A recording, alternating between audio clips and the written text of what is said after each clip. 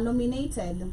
Well, one, I think this road, by the fact that they want to give us credit, this road is like how many years old? You know, if you look at now some places that are the much developed places, you cannot compare this road with the one we have in Kigali. You know, we cannot. You cannot compare this road to any road we have in South Africa.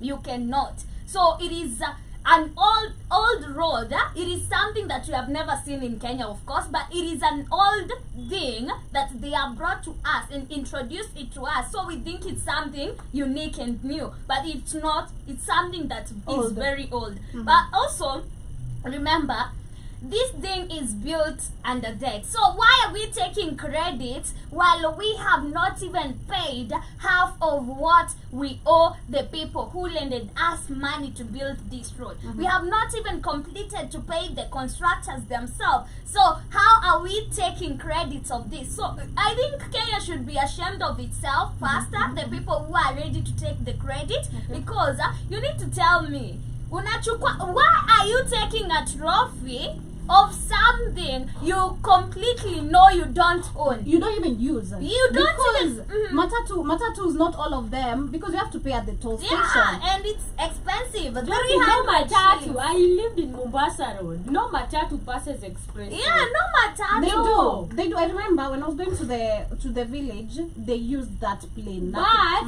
in 100, it's 2 because of the payment. Okay. Yeah, in 100 it's 2. Yeah, in 100. So like True. literally no matatu uses expressway. Expressway ni watu wa cab na private vehicles. Now jue our cab, now you have to pay. The passenger has to pay at the toll station, because you don't expect you're paying the driver 500 and then he has to remove 300 to pay for the toll station. Well, I believe that is something that needs to be taken very serious. We should actually be the ones complaining about this. Like Katie has said, we should not be taking credit. You should not even try go there, vote your country, you know, being the most developed, while literally the rest of the world knows you're not even any further developed. It is super crazy. And you should also check on the protocols that have been given. Like we are speaking on the only which percentage of the people are able to afford. And actually, when you're speaking of the affordability, you're literally, it's like one way or another of paying taxes and you paying the debt. Because Mona Nalipia toll station, why should I pay of me escaping traffic? Why can't I beat traffic? The funniest thing is that when they were introducing these toll stations, they said that they should they are supposed to help us pay the debt we owe the constructors of the road. And I was like, no, okay, but where does this money go? Because I believe there are so many people who uses the expressway. Where does the money go? Because we have never been told that we have paid even 500,000 of what we owe the Chinese or the China. We have never been told like that, but I believe the expressway has brought more than 2 million or 3 million since it started operating, but we have never been told where the money goes. Well, it is super insane. But keep us letting us know, rather, for those who are still with us, kindly do communicate with us. And of course, you can also text us on our WhatsApp number, which is 0705 for those who are with us on TikTok, 428 0705 428 For those who are with us in diaspora, is +254 And of course, as we move on, I also want to talk about something you mentioned on your show, and which is also something very alarming. And it's alarming in a manner of where, if you look at most of the things that have actually led to, I'm talking about children's home, children going to children's home. It is mostly contributed by the same government, you know, trying to bring up a solution. I'm talking about where we have many youths who are shot. Perfect example I've given is like when we had the demonstration, the recent one, the loud guy who was saying, why did you tear gas my child and everything. Trust me, if people are not there, this guy would have been shot. He would have left a young baby behind. We've had recently the government of Kenya saying they are going to be raising the issue of shoot to kill. They're going to be allowing police officers to shoot and kill the criminals. They actually have allowed. Yeah. criminals. They are going to be shooting and killing criminals. And I say this is actually that it has been happening while you've been shooting innocent people. And if I am to look at this issue that we're about to discuss, most of the children have lost their parents young because of such kind of lack of proper identification, lack of proper protocols being used, and just a lot of things, poverty, drop out of school. If I maybe apparently I've lost my parents, I'm gonna end up being a dropout. I'll have to end up being a street kid, or be adopted by, or end up in a children's home. Instead of you continue with my education, you keep me stuck up somewhere. It's just super crazy. So we've seen that the government of Kenya is to close private owned. Actually, I've seen it's not private owned. Is it private owned? Yeah, all private owned. Yeah. Because I've seen that the information is in two ways. But let me get to read the one I have. The government is to close privately owned children's home within the next 8 years, citing platforms for child trafficking. Question number one is, why is it private? And how followed are they always followed? That's the question number one. Why are they always private? It's a children's home. Why is it private? It's where people are allowed to come, see, visit. Why is it private? Who owns it? Who runs it? Who funds it? What happens behind the scene? And how many children can speak widely, say I'm proud being in a private owned children's home?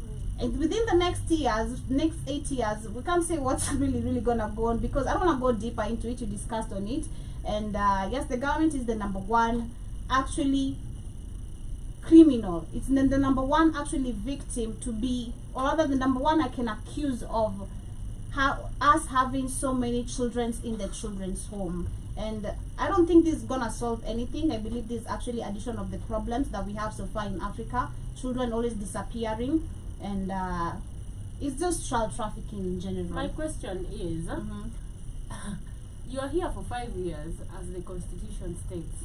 Why are you talking about 8 years? 8 years. First of all, why don't you work by the first term. of all by your term, and let's see what you're gonna do in the next 5 years. Exactly. Because ni kama utaletea mwenye atafanya for the next 3 years or 5 years next, or if you're gonna be there, lawama more and more.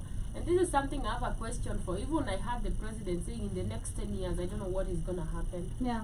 I'm like, okay, so it's already guaranteed. You're talking for 10 years. And that is what the government is trying to do. And personally, me, I've been raised in a children's home. I've studied in an orphanage in my whole primary for 8 years.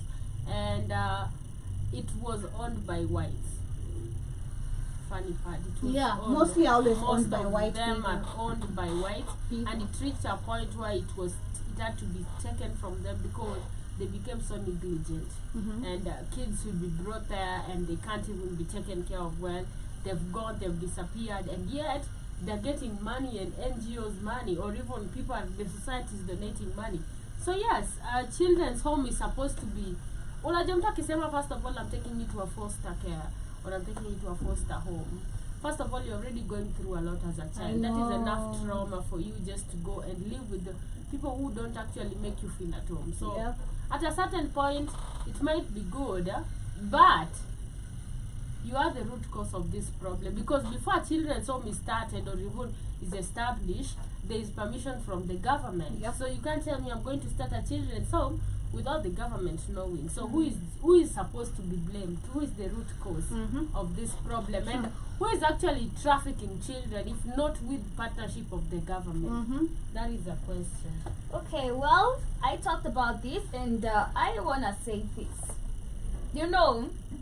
The fact that they are saying that we will abolish or we will phase out the privately owned children's home, and they said because the next question was, of course, where are the children going to go? They said we shall take them, we shall put them in families, and others we shall take them in a community care. And that children's home again.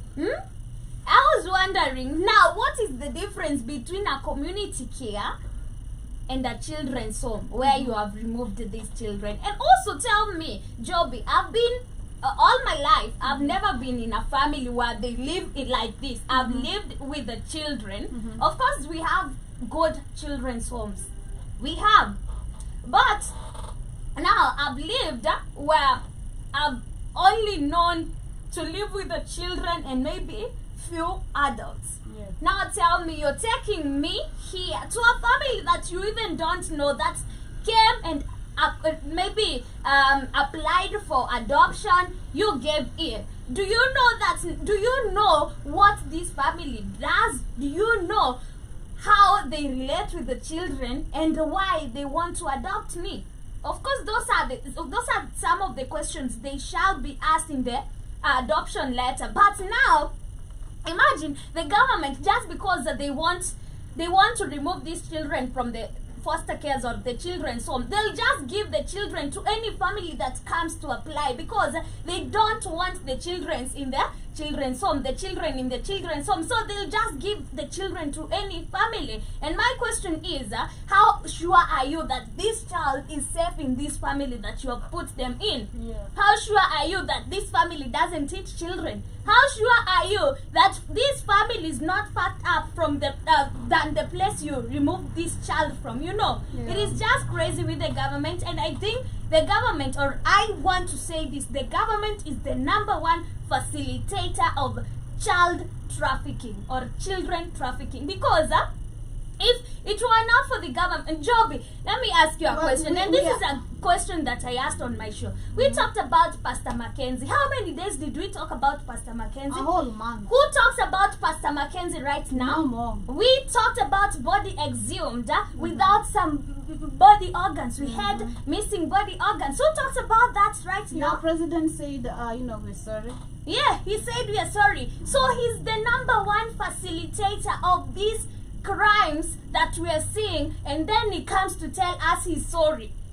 And now he's telling us, I'm going to abolish this private owned children's home, and I'll put these children in families. How Well, sure are you these families aren't toxic? I think what we need to understand from now is that correction, the government is us. And this time, I think because it has been so misused, Yeah. and we've not been told the right term, we are the government because we are the majority. We have employed those people. These are just servers of the country. They are supposed to be servers, Leaders. but we call them, let's call them puppets like they are. What these puppets have done, and to link up with Mackenzie and this situation, we saw recently, last week, that was on Wednesday, I woke up to see Ruto funding a church, giving 5 million for a church to be built. And if you look at churches, most of them are linked to children's home. Definitely. So this should actually give you an answer why, you Yeah. know, these despots will always go to churches, will leave a large amount of money, why a church is never taxed, and why we still actually seeing Mackenzie yapping on the internet. Because you can't be literally, how many bodies were exhumed? 600 and something, you know, body organs missing and all that, and that is just, it went on silent, you know. They even took the land. They were like, it's supposed to be a memorable land or whatever they called it. Who gives you the ownership of you taking a land that has been suicidal, that has been committed suicide, literally, that has been found genocide? Because this is a genocide. This is literally one of the ways they're using a church to keep on wiping us our way out. That's how basically I see it. We're talking about Agenda 2030. They are the facilitators of this organ harvesting, child trafficking, and then they come to tell us they want to stop it. They are the facilitators, and actually some of these people run it. We had another case where children were found in a room in Kenya, and there were politicians involved, even from Uganda, and nobody talks about it. We were never even told where these children were taken to. Nobody said that these children have been returned to their homes. Nobody. We just saw we had children and nobody talked about it. It is